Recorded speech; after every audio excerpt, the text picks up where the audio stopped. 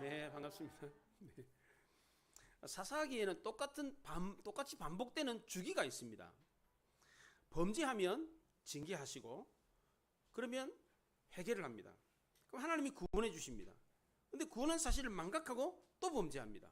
그러면 하나님이 징계하시고 또 회개하고 구원해 주시고 망각하고 범죄하고, 이게 자꾸 이렇게 똑같은 이 사이클을 돌게 됩니다. 그런데 삼손 때에는 이 사이클 주기 가운데 회개가 없습니다. 회개가 사이클에서 빠져요. 회개하지 않았는데도 하나님이 구원해 주셨습니다.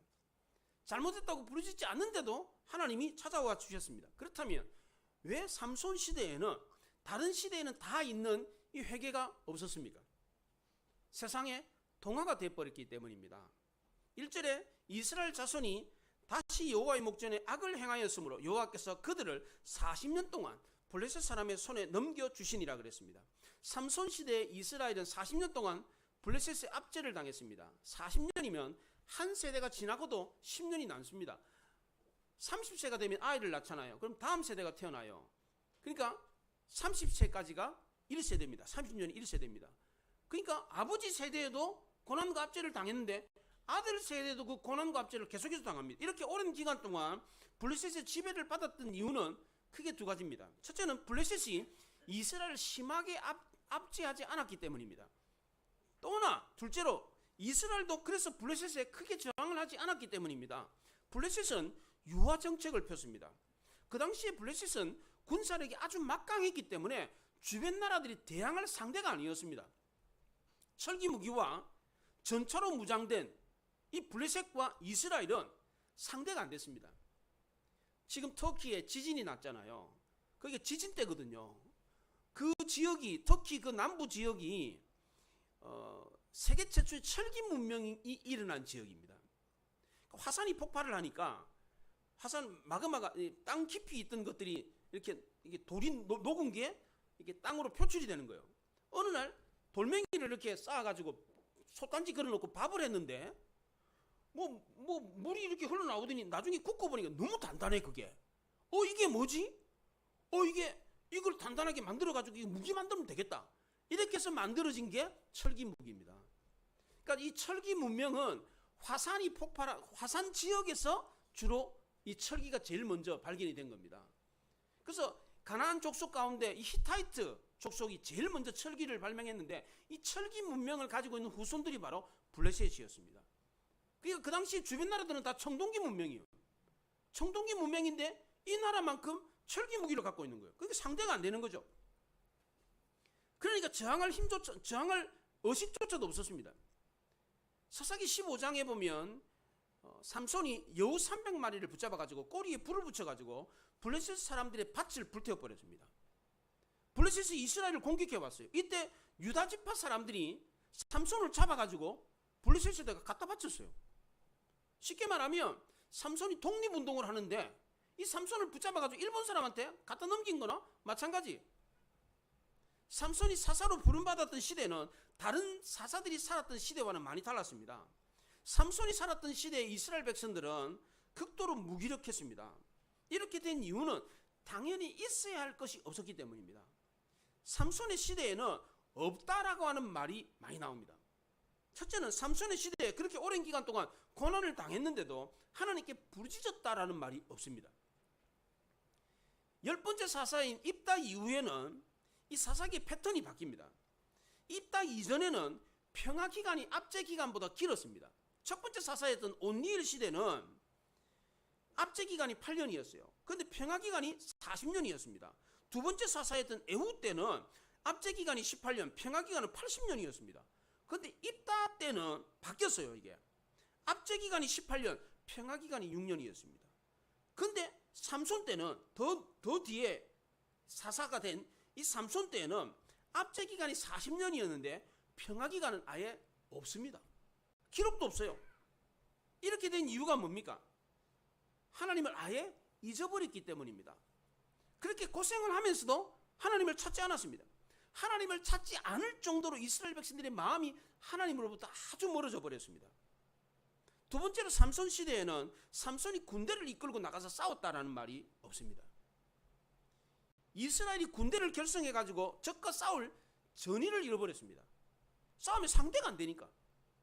이스라엘 백성들이 수치를 당하는데도 불구하고 분노하지 않았습니다. 하나님의 땅이 짓밟히고 유린을 당하는데도 싸울 용기를 내지 않았습니다.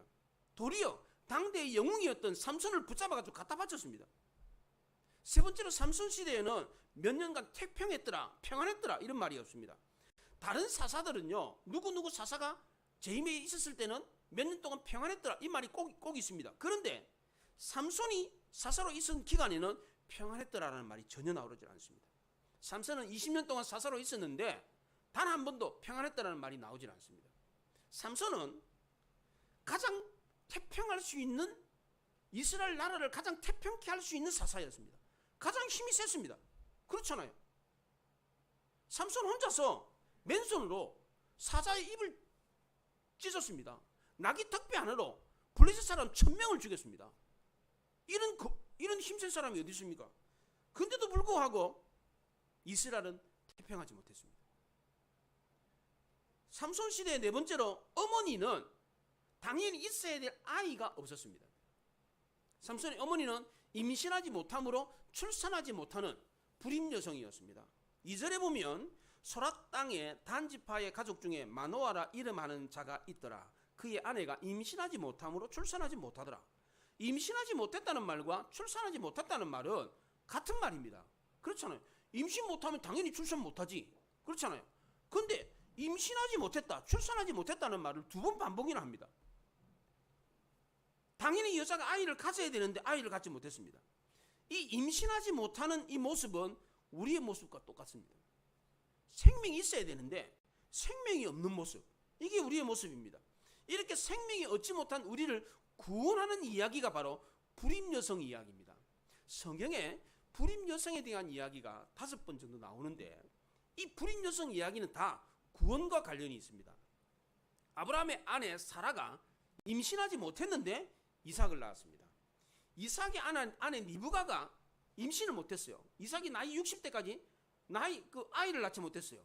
이때 하나님 임신케 하셔가지고 쌍둥이 에서와 야곱을 낳습니다. 그리고 엘가나의 아내 한나가 임신하지 못했는데 사무엘을 낳습니다. 그리고 사가랴의 아내 엘리사벳이 임신하지 못했는데 세례 요한을 낳습니다. 그리고 오늘 본문에 마노아의 아내가 임신하지 못했는데 아들을 낳습니다. 삼손이라는 아들을 낳습니다. 이 모든 이야기가 다, 이 불임 이야기는, 성경에 나오는 불임 이야기는 다 구원과 관련이 있습니다. 아브라함의 아들 이삭도 마찬가지입니다. 아브라함의 씨가 다 하나님의 자녀가 아니다. 이삭의 씨로 난 자라야 하나님의 자녀다 라고 하면서 하나님의 자녀가 어떤 사람이냐는 것을 말해주고 있습니다. 또 야곱을 통해서 이스라엘 나라가 만들어졌습니다. 사무엘을 통해서 예수님의 조상 다윗의 왕조가 열렸습니다. 세례 요한을 통해서 예수님 오시는 길이 열렸습니다. 삼손도 역시 마찬가지입니다. 하나님이 삼손을 통해서 이스라엘을 구원할 계획을 세우셨습니다. 특별히 삼손은 태어날 때부터 사사였습니다. 다른 사사는 어른이 되고 난 뒤에 사사가 됐습니다. 그런데 삼손은 태어나기도 전부터 아예 사사로 지명을 받은 겁니다. 태어나기 전부터 여호와의 사자가 나타나서 내가 아들을 낳을 거다라는 예언을 들었습니다. 하나님은 삼손이 태어나면서부터 삼손을 통해서 이스라엘 구원할 계획을 세우고 계셨습니다. 이 놀라운 계획을 하나님이 제일 먼저 누구에게 알려주었습니까? 엄마입니까? 아빠입니까? 엄마입니다. 엄마에게 먼저 말했어요. 3절에 보시면 여호와의 사자가 그 여인에게 나타나서 그에게 이르시되 그랬어요. 그래서 이제 내가 임신하여 아들을 낳으리라. 너는 포도주와 독주를 마시지 말고 어떤 부정한 것도 먹지 말라. 아이의 머리에 삭도를 대지 마라. 아이가 태어날 때부터 하나님께 바쳐진 나실인이다. 그리고 아이를 통해서 이스라엘을 구원할 거다. 이런 얘기를 했습니다. 그래서 이 여자가 이 여호와의 사자를 만나서 그 얘기를 듣고 남편에게 달려갔습니다. 남편에게 이야기를 했어요. 7절에 보면 그가 내게 이르시기를 보라 내가 임신하여 아들을 낳으리니 이제 포도주와 독주를 마시지 말며 어떤 부정한 것도 먹지 말라. 이 아이는 태에서부터 그가 죽는 날까지 하나님께 바쳐진 나실인이 됨이라. 이렇게 말했어요. 이 부인이 남편에게 했던 말을 잘 보세요. 여호와의 사자가 했던 말하고 여자가 듣고 남편한테 했던 말을 잘 보시면 빠뜨린 말이 있어요. 더한 말이 있습니다. 잘 보시면 먼저 빠뜨린 것은 머리에 삭도를 대지 마라 이 말을 빠뜨렸어요. 더했던 말은 태어날 때부터 라고까지 했는데 태어날 때부터 죽는 날까지를 덧붙여서 말을 했어요.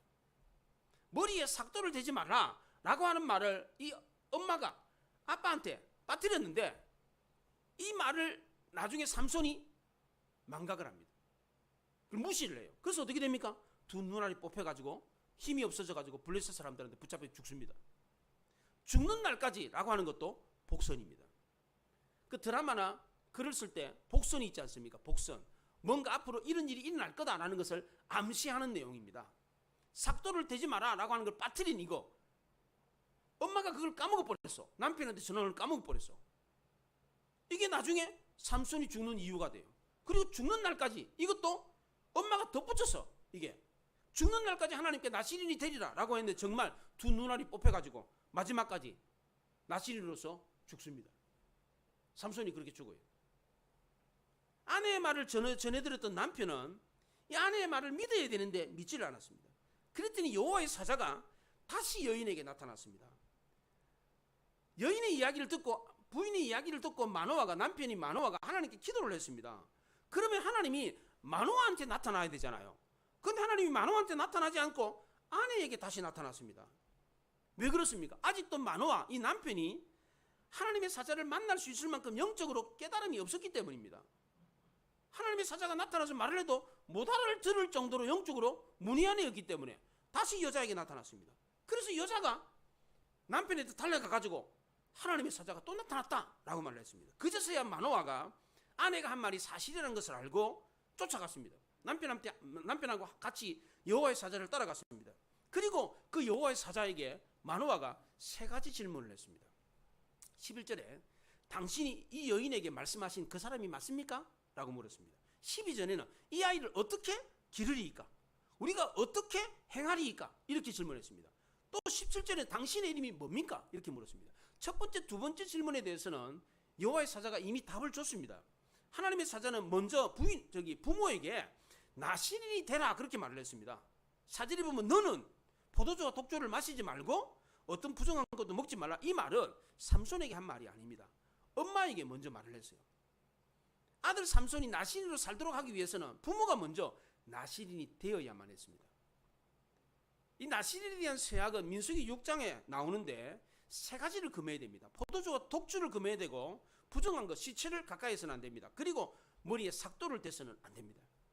그 당시 노예들은 머리를 깎지 않았습니다. 왜냐하면 노예는 주인의 소유다, 주인에게 충성해야 된다라고 하는 생각이 있었기 때문입니다. 우리나라도 조선시대 때까지만 해도 신체 발부는 수지 부모다. 내 신체는 부모로부터 물려받은 거다. 이 내 신체는 내 게 아니다, 부모님 거다라고 하는 생각이 있었기 때문에 머리를 안 잘랐어요. 아시죠 그거? 예, 조선시대 때까지만 해도 조선 사람들 머리 안 잘랐습니다. 예, 그게 내 몸은 내 게 아니고 부모 거다, 이런 의식 때문에 그런 겁니다. 이게 성경에도 나옵니다. 나시리도 역시 마찬가지였습니다. 그런 뜻이 있었기 때문에 머리를 자르질 않았습니다. 여기 머리를 안 잘랐다는 것은 생명의 주관자가 하나님이다라고 생각했기 때문입니다. 그래서 나시리는 모든 것을 하나님께 맡기고 하나님께 충성해야 된다, 하나님께 복종해야 된다라고 하는 의식을 갖는 것이 바로 나시린 서약이었습니다. 하나님의 사자는 삼손의 부모에게 이렇게 살아라 라고 했고, 삼손을 이렇게 키우라 라고 알려주었습니다. 마지막 세 번째로 당신의 이름이 뭡니까? 라고 물었더니 기묘자다 라고 말을 했습니다. 여기 기묘자란 말은 기이하다 그런 뜻입니다. 영어로는 원더풀이라고 번역했습니다. 원더풀, 정의롭고 불가사의하다는 겁니다. 우리는 하나님에 대해서 다 알지 못하지만 하나님이 삼손과 관련된 이 불임 이야기를 통해서 이스라엘을 구원할 계획을 세워놓으셨습니다. 어떻게 구원할지는 우리는 몰라. 우리도 그렇잖아요. 내 평생의 삶에 하나님이 어떻게 인도할지 몰라. 그런데 기이하고 놀라우신 원더풀한 하나님이 우리의 삶을 구원의 길로 인도하신다는 겁니다. 마지막 네 번째로 삼손의 이야기에는, 삼손 시대에는 안식이 없었습니다. 사사기 13장에 마노아라고 하는 이름이 계속해서 나옵니다. 이 마노아라고 하는 이름은 안식이라는 뜻입니다. 안식, 마노아, 노아 있었잖아요. 노아, 예, 창세기 6장에 나오는 노아, 노아도 안식, 위로, 평안이라는 뜻입니다. 이 마노아라는 말이 13장에 14번이 나옵니다. 우리말 성경에. 근데 원문에는 17번이나 나와요. 이게 성경 저자가 대명사를 써도 되는데, 그가 이렇게 써도 되는데 굳이 마노아 입이 아프도록 계속해서 마노아를 외쳤습니다. 왜 성경 저자가 이 만호와 안식이라는 말을 계속해서 말을 했습니까? 지금 이스라엘 백성들이 있는 땅이 어떤 땅입니까? 약속의 땅, 안식의 땅입니다. 그런데도 이스라엘은 하나님이 약속하신 가나안, 안식의 땅, 거기 있음에도 불구하고 안식하지 못했습니다. 안식을 약속받았고 안식의 땅이 있습니다. 그런데도 왜 안식을 누리지 못하고 두려워 떨고 있습니까? 왜 우리가 하나님의 자녀인데, 평화의 왕이신 예수 그리스도의 제자들인데 이 땅에서 평화를 누리지 못하고 있습니다. 그 이유가 뭡니까?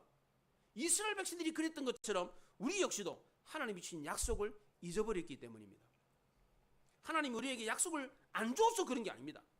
분명히 하나님이 조상적부터 이스라엘 백성들에게 가나안 땅, 안식의 땅을 주겠다라고 약속을 했습니다. 그런데도 거기에 들어갔어요. 거기 살고 있어요. 그런데도 불구하고 안식을 누리지 못하고 있습니다. 그게 뭡니까? 이유가 뭡니까? 안식을 잊어버렸기 때문입니다. 약속을 잊어버렸기 때문에 양식을 주겠다라고 하는 것을 깔고 앉아 있음에도 불구하고 하나님의 약속을 잊어버렸기 때문에 안식을 누리지 못하고 있습니다. 우리도 역시 마찬가지입니다. 하나님의 약속을 잊어버렸기 때문에 안식을 누리지 못하고 있는 것입니다. 이스라엘은 약속의 땅에서 불임에 걸려가지고 아무것도 생산해내지 못하고 있었습니다. 번성의 땅에 있음에도 불구하고 생명의 풀이 아니라 죽음의 풀만 피워내고 있었습니다. 안식의 땅에 안식은 고사하고 고단함과 핍절함에 한숨을 푹푹 쉬고 있었습니다.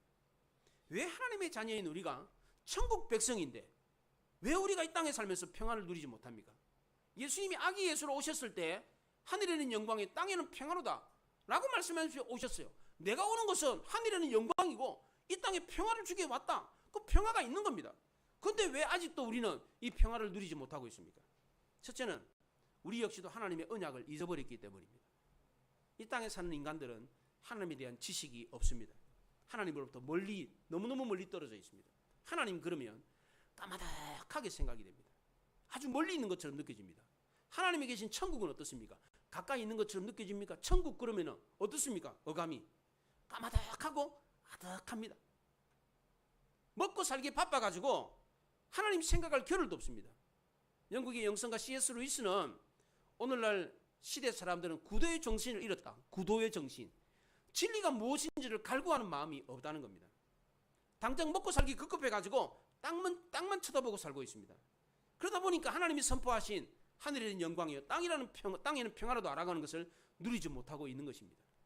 두 번째로 우리가 이 땅에 살면서 평화를 누리지 못하는 이유는 우리 자신이 누구인지를 알지 못하기 때문입니다. 이스라엘 백성들은 구별된 하나님의 백성 나실이라는 사실을 알지 못했습니다. 영원한 생명을 소유하고 생명을 낳는 백성이라는 사실을 알지 못했습니다. 하나님으로 배부르고 하나님으로 만족하고 하나님으로 안식을 누려야 되는 백성이라는 사실을 알지 못했습니다. 그래서 세상에서 만족을 얻으려고 세상에 코박고 살고 있었습니다. 삼손 시대에 이스라엘 백성들은 하나님을 찾지 않았습니다. 하나님께 부르짖지도 않았습니다.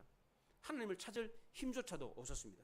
세상으로부터 핍박을 당하는데도 불구하고 저항하려고 하는 의식조차도 없었습니다. 무려 40년 동안 압제를 받고 있었는데도 불구하고 그 저항에서 벗어나려고 하지 않았습니다. 다른 사사들이 있었던 시대와는 판이하게 달랐습니다. 그 당시 마귀가 도대체 어떻게 했길래 하나님의 선민인 이스라엘이 이토록 싸울 기력조차도 없고 기도할 힘조차도 없이 이렇게 모든 것을 다 잃어버리고 살았습니까?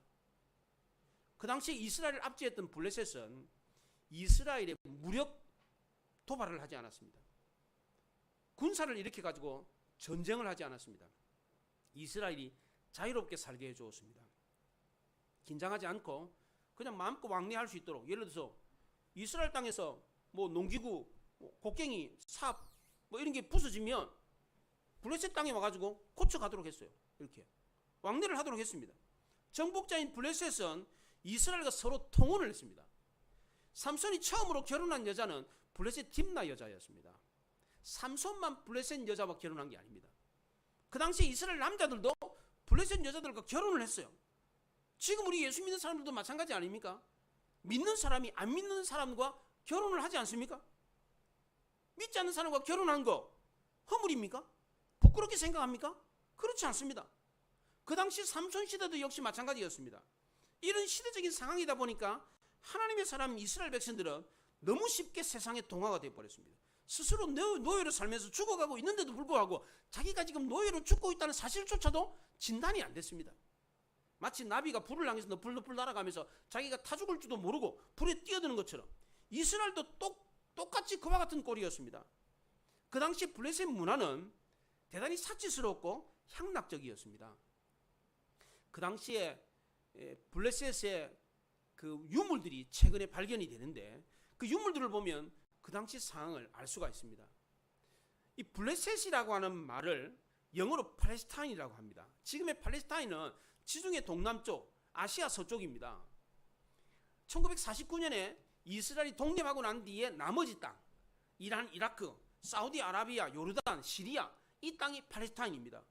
이 팔레스타인 이름이 3,500년 전에 있었던 이름인데 그 이름이 지금도 있을 정도로 그 당시에 팔레스타인은 문화의 중심지였습니다. 그때 출토된 유물들을 보면 술병, 술 항아리, 술 주전다 거의 대부분 다 술과 관련된 문물이었습니다. 그만큼 향락적이고 대표적이었습니다. 이스라엘은 이런 문화에 푹 빠져 있었습니다. 헤어나올 수 없을 만큼 깊이 빠져 있었습니다. 자기가 여기 빠져가지고 죽고 있다는 사실도 모르면서 지금 빠져 죽고 있는 그런 상황이었습니다. 오늘날 우리 시대도 마찬가지입니다. 세상이 우리를 향해서 전쟁을 선포하지 않습니다. 넌 우리랑 달라, 저리 가, 이렇게 배척하지 않습니다. 우리랑 같이 지내자, 함께 지내자. 세상은 우리를 향해서 환영의 손길을 펼칩니다. 우리는 이것이 지옥의 늪에 빠지게 하는 죄의 유혹이라는 사실을 알지 못하고 있습니다. 영적으로 아주 해이해 있습니다. 가마솥에 개구리를 집어넣고 삶잖아요. 이렇게 삶으면 개구리가 처음에는 물이 따뜻하니까 수영을 이렇게 즐겁게 합니다. 그러다가 그냥 익혀서 죽는 겁니다. 세상 속에 사는 우리도 마찬가지입니다. 세상을 친구라고 여깁니다. 이웃이라고 여깁니다. 세상을 적이라고 생각하지 않습니다. 세상에 대해서 거부감이 없습니다. 세상에 대한 저항의식이 없습니다. 스스로 거기에 빠져서 죽고 있다는 사실을 모르고 지금 죽어가고 있는 게 오늘 우리의 모습입니다. 삼손 시대에 이스라엘 백성들도 그랬습니다. 세상 나라 블레셋에 대한 저항의식이 없었습니다. 죽지 않으려고 발버둥 치는 게 없었습니다. 육신이 살아있으니까 영혼도 살아있겠거니 그렇게 생각했습니다. 그런데 이스라엘은 불임 여성처럼 영적인 열매를 맺지 못하는, 잉태하지 못하는 그런 상태였습니다. 영적인 생명이 없으면 영적인 생명을 달라고 기도라도 해야 되는데 그렇게도 하지 않았습니다. 이스라엘은 스스로 늪에 빠져가지고 빠져나올 수 있는 방법이 없었습니다. 근데 참 다행스러운 것은 이런 암울한 시대에 하나님은 여전히 이스라엘의 하나님이셨다는 겁니다. 하나님은 이스라엘이 구원의 손길을 펼치기도 전에 찾아와 주셨습니다. 과거 다른 사사시대에는 이스라엘이 범죄하면 하나님이 벌을 주셨습니다. 그 심판을 받아 고통스러우면 하나님께 호소하면 하나님이 찾아오셔서 한 구원자를 보내서 구원해 주셨습니다. 그런데 삼손의 경우, 삼손 시대는 경우가 달랐습니다. 죽겠으니까 살려달라 이렇게 부르짖지도 않는데 하나님이 먼저 찾아와 주셨습니다. 마노아의 가정에 놀라운 기적이 일어났습니다. 마노아가 하나님께 먼저 내 아내 임신하게 해주십시오 라고 기도했다는 내용이 없어요. 기도도 안 했는데, 구하지도 않았는데 여호와의 사자가 나타나가지고 너가 이제 아들을 낳을 거다 이렇게 말을 했습니다. 마노아의 가정에 하나님의 은혜가 임했습니다. 아무런 희망도 없고 스스로 회복할 수 없고 아무런 상태에 있었던 상황에서 기적이 일어났습니다. 이 기적이 일어나게 된 계기가 뭡니까? 우리 삶에도 기적이 일어나야 되잖아요. 이 기적이 일어난 계기가 뭡니까? 첫째는 하나님의 은혜가 있었기 때문에 기적이 일어난 겁니다. 하나님의 은혜는 모든 기적의 원천입니다. 우리 삶에도 기적이 필요한데 이 기적이 일어나도록 구하기 전에 먼저 뭘 구해야 됩니까? 기적이 일어나게 해주십시오. 우리가 기도하잖아요. 병든 분들 기적이 일어나게 해주십시오. 사업이 어려운 분들 기적이 일어나게 해주십시오. 기도하잖아요. 기적을 구하기 전에 먼저 뭘 구해야 됩니까? 은혜를 구해야 됩니다. 모든 것을 맡기고 은혜를 구할 때 기적이 일어나는 것입니다. 두 번째로 기적이 일어나는 계기는 거룩함입니다. 이스라엘은 계속해서 죄를 범했습니다. 그런데도 하나님은 벌 주시는 대신에 은혜를 베풀었습니다. 우리가 죄를 지으면 벌을 받는 게 당연한데 하나님은 이스라엘의 벌 대신에 은혜를 베풀어 주었습니다. 사도 바울은 죄가 많은 것에 은혜가 더한다라고 했는데 조건이 있습니다. 진지하게 죄에서 떠나고자 하는 노력이 있어야 됩니다. 회개의 눈물이 있는 것에 은혜가 임하는 것입니다. 진실로 거룩하게 살고자 하는 몸부림이 있을 때 거기에 은혜의 기적이 임하는 것입니다. 이스라엘 역사에도 그랬습니다. 이스라엘 백성이 요단강을 건너기 전에 하나님이 여호수아에게 거룩하라 그렇게 명령을 했어요. 요단강 건너기 전에 이스라엘 백성들에게 스스로 성결케 하라 라고 하는 명령을 내렸습니다. 하나님의 기적의 역사는 성결케 하고 난 뒤에 일어났습니다. 지금도 하나님의 기적은 성결하고 난 뒤에, 거룩하고 난 뒤에 일어나는 것입니다. 하나님은 나시린인 이 삼손에게 3가지 금기 명령을 내렸습니다. 포도주와 독주를 마시지 마라, 죽은 시체 부정한 것 가까이 하지 마라, 머리에 삭도를 대지 마라. 거룩을 요구하고 난 뒤에 기적이 일어났습니다. 음주 문화가 발달한 시대는 언제나 나라가 망했습니다. 개인도 마찬가지입니다. 술 퍼마시고 사는 사람들 있잖아요. 다 망합니다. 술 때문에 폐가 망신한 사람 한둘이가 아닙니다. 우리 자주 보지 않습니까? 그게 남의 이야기가 아닙니다. 우리 이야기입니다. 요즘 한국에서 제일 많이 생기는 곳이 술집하고 교회랍니다. 이건 좋은 현상이 아닙니다. 어떻게 술집과 교회가 비례적으로 증가합니까? 교회가 증가하면 술집이 줄어들어야 됩니다. 역사적으로도 그렇습니다. 교회가 부흥하고 영적 대각성이 일어나면 술집이 문을 닫았습니다. 그런데 대한민국은 그렇지가 않아요. 교회가 늘어나는데 술집도 같이 늘어납니다. 왜 그렇습니까? 2가지 이유입니다. 첫째는 교회가 세속화되었기 때문입니다. 교회가 세상과 너무 닮았기 때문입니다. 둘째는 술 마시고 신앙생활하는 사람들이 너무 많기 때문입니다. 물론 교회가 잘못 가르쳐서 그렇습니다. 저는 술 자체가 구원과는 관계가 없다고 생각합니다. 술 마시는 사람 천국 못 간다 이런 건 아닙니다. 술 마셔도 천국 갑니다. 그런데 술 마시면 거룩한 삶을 살 수는 없습니다. 술 마시면서도 거룩하게 산다, 이건 어불성설입니다. 요즘 경기가 대단히 침체해 있지 않습니까? 나라가 온통 난립니다. 사업이 안 된다고 사업하시는 분들 기적을 원합니다. 병든 분들 병 낫게 해달라고 기적을 원합니다. 출세해서 떵떵거리게 살았으면 좋겠다, 기적을 원합니다. 환경이 어렵다고 할지라도 여전히 기적을 찾고 있습니다. 그런데 이런 기적은 어디서 일어납니까? 거룩한 곳에서 일어납니다. 우리는 기적은 원하지만 거룩은 원하지 않습니다. 경건 그러면 무겁게 느껴집니다. 성경에서 기적이 일어나는 것은 언제나 거룩한 것이었습니다. 왜냐하면 기적을 일으키는 분이 거룩한 하나님이시기 때문입니다. 우리는 기적을 원한다면 거룩함도 생각을 해야 됩니다. 왜냐하면 기적은 거룩한 곳에서 일어나기 때문입니다. 사업의 기적을 원하십니까? 건강의 기적을 원하십니까? 여러분 자녀의 가족들의 기적이 일어나기를 원하십니까? 여러분의 미래에, 결혼에, 학업에 기적이 일어나기를 원하십니까? 그렇다면 기적을 원하는 만큼 거룩해야 합니다. 부정해서 출세해서 잘 살기보다는 손해봐서 좀 못 살더라도 거룩을 포기해서는 안 됩니다.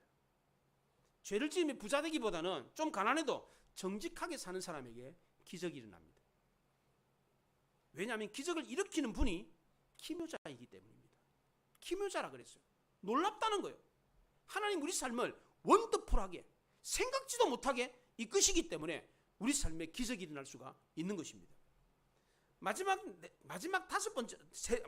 셋째로 삼손의 시대에 놀라운 기적이 났던 계기는 기도가 있었기 때문입니다. 8절에 보면 마노아가 여호와께 기도하여 그랬습니다. 하나님은 마노아가 기도를 하기 전에 이미 여호와의 사자 기묘자를 보내가지고 아들을 낳게 해주겠다라는 약속을 했습니다. 그런데도 마노아는 하나님께 기도를 드렸습니다. 기도야말로 하나님의 약속을 받을 수 있는 통로이기 때문입니다. 하나님은 약속하신 대로 행하셨습니다. 그런데 하나님의 성도가 기도할 때까지 기다리십니다. 기도한 이후에 하나님의 기적의 역사가 일어났습니다. 8절에 보면 8절 하반절에 우리가 그 낳은 아들에게 이렇게 어떻게 행할지를 우리에게 가르치소서 하니 9절에 하나님이 마노아의 목소리를 들으시니라. 하나님의 사자가 그에게 임하였으나 그랬어요. 기도하니 들으시고 임하셨어요. 기도했더니 하나님이 약속하신 대로 일을 행하셨다는 겁니다. 우리 삶 속에서 기적이 일어나지 않는 이유가 뭡니까? 야고보 사도는 너희가 얻지 못하면 구하지 않기 때문입니다. 또 받지 못하면 정욕으로 쓰려고 잘못 구했기 때문이다, 이렇게 말을 했습니다. 첫째는 구하지 않기 때문입니다. 둘째는 정욕으로 쓰려고 잘못 구했기 때문입니다. 참된 기도는 내 소원, 내 뜻을 이루는 것이 아닙니다. 먼저 하나님의 뜻이 이 땅에 사는 나를 통해서 이루어지도록 하는 것입니다. 하나님은 우리에게 기도를 시키시는 이유가 우리 기도를 들어주기 위해서가 아닙니다. 이거 오해하시면 안 됩니다. 우리를 통해서 하나님의 뜻을 이루기 위해서 우리에게 기도를 시키는 겁니다. 주기도문에 한번 보십시오. 하늘에 계신 우리 아버지여, 이름이 거룩히 여김을 받으시오며 나라가 임하옵시며 뜻이 하늘에서 이루어진 것 같이 땅에서도 이루어지리이다. 이게 누구를 위한 기도입니까? 하나님을 위한 기도입니다. 그러니까 우리는 우리를 통해서 하나님의 이름이 거룩해지도록, 우리를 통해서 하나님의 뜻이 이루어지도록, 우리를 통해서 하나님의 영광을 받도록 기도해야 되는 겁니다. 이렇게 기도하면 기적이 일어납니다. 왜 기적이 안 일어납니까? 기도하는데 나를 위해서, 하나님의 뜻이 아니라 하나님의 이름과 하나님의 영광을 위해서가 아니라 나를 위해서 기적을 구하니까 기적이 안 일어나는 거예요. 하나님이 우리에게 기도를 시키시는 것은 우리 기도를 응답해 주기 위해서가 아니에요. 그거 오해하시면 안 됩니다. 우리를 통해서 하나님의 뜻을 이루기 위해서, 하나님이 영광 받기 위해서 우리로 하여금 기도를 하게 하시는 겁니다. 그러니까 우리는 기도할 때에 우리에게 초점을 맞출 것이 아니라 하나님의 뜻에 초점을 맞춰서 기도를 해야 됩니다. 그러면 지금도 기적이 일어납니다.